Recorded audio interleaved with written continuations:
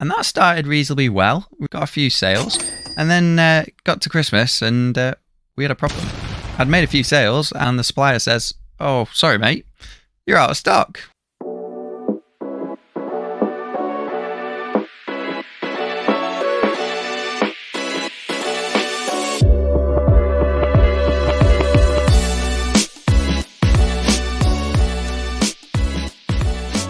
Hello and welcome. So today we're going to be talking about how I did £31,000 selling birdhouses of all things.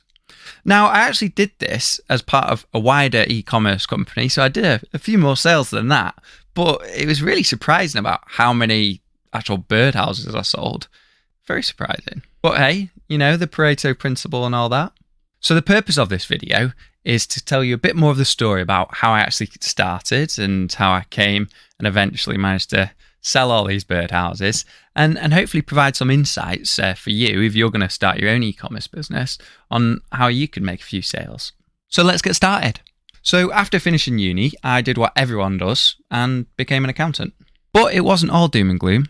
Whilst I was training, I managed to start a business in the spare time. Now, I only really got dabbled. I didn't really know what I was doing at that point in time. Still don't. So it's a bit of a disappointing run. But hey, you know, onwards onto better things. So I actually started as a print on demand of t-shirts and sweatshirts and things like that. And I basically sold nothing because I knew nothing about marketing.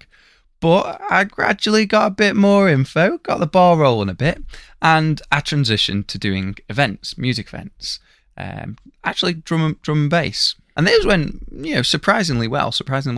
I did a couple of events. I managed to get around 150 people, something like that, to the events. And yeah, all my mates seem to want more, so it was a success. But I quickly realised events are hard work. So I decided, right, I'm going to stop that company and try and start a new one. And everything I did wrong, do it better this time.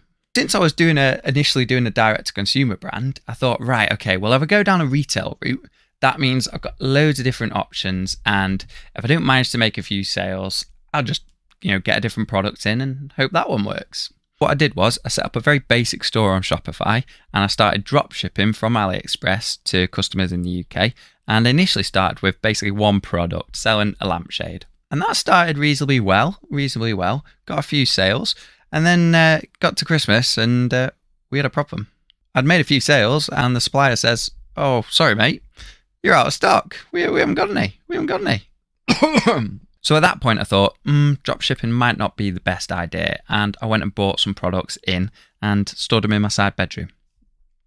Only a few products, maybe 5 or 6 ones, including the lampshades, and I continued to do more Facebook ads. Brought in a few sales, but the cost per acquisition on Facebook ads was reasonably high, so I transitioned over to doing eBay. And I also went and bought some branded products as opposed to just, you know, the random ones, white labeled ones, which didn't really have a brand associated. So I went to specific suppliers and bought some of their products and started selling them on eBay, and worked out reasonably well. Before you know it, I was ramping up a bunch of different sales and things were looking pretty. But I kind of decided, well, the margin's not very high on this, and when I VAT register, eventually, you know, this is probably going to fall off. So I thought, well, what do I want to do? I want to build a brand. I want to build a website that people come back to, and not just a faceless eBay channel. So I thought, well, I need to kind of drive some more traffic to the website, but the Facebook ads were not quite working out. They weren't quite doing it well. So I tried out a few different things, and one of those things that I tried was Google Ads. Specifically, at the start, Google Shopping ads. And those pretty much straight off the bat worked really quickly. I spent like 20-30 quid and it was making sales. Eventually though, shopping ads got upgraded to Performance Max campaigns. And yeah, the Performance Max campaigns were the best performing ones for me. One of the biggest hurdles I had was that though, the Google ads were essentially breaking even on the first sale. So you only really make any money on the repeat orders. But the problem with a retail store was that I was finding very low retention, and I didn't, whilst I was doing it, massively know how to increase the retention. I have a bit more of an insight now, and I realise emails is definitely the way to do it. And although I was making use of emails, you know, doing things like an abandoned cart email, a welcome series, a post-purchase follow-up email, I could have made a bit more use, and I could have sent out quite a lot more emails because, you know, the unsubscribe rate was like only 2% or it was less than that. So I could have sent quite a lot more and increased my retention, which would dramatically increase the profit of the business because all the profits coming from the repeat orders.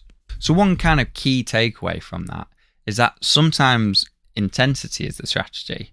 Online, there's lots of info out there that kind of give you the backbone of what you're going to be doing. And the only way you kind of realize what actually works is by just doing it with a certain amount of intensity. Also, using the right software can be a big hindrance. So although I was using Shopify for the e-commerce store, which Shopify is brilliant, by the way, it's really, really good. But for the email side of things, the data and analytics it didn't really seem to be pulling through very well. So I was and ahhing, and I couldn't really make any decisions on what emails were working and what emails weren't. So I moved over to Klaviyo, which is a dedicated email sending software. And yeah, it was absolutely awesome. The data and analytics were just brilliant. It meant I could do loads of A/B testing, loads of flows, and really understand exactly which emails were driving the sales, and do A/B testing on those particular emails to find how can I optimize them really well. So yeah, I'd really strongly suggest Klaviyo because yeah, it was absolutely brilliant.